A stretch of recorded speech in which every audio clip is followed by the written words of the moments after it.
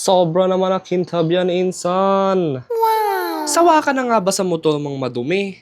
Maputik, umaalikabok man yan. May solusyon tayo dyan.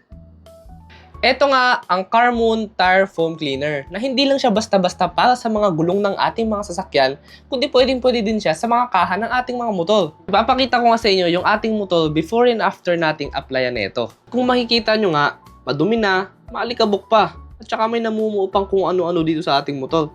Kaya susubukan nga natin tong applyan, titingnan natin kung anong mangyari.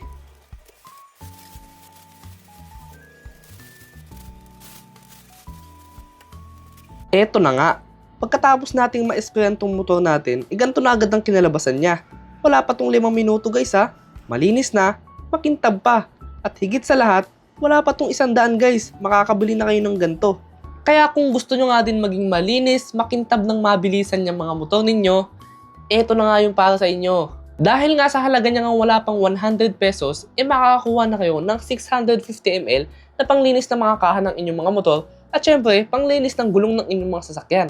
Kasi kita nyo naman to guys, yung picture, gulong ng sasakyan. So goods na goods talaga to.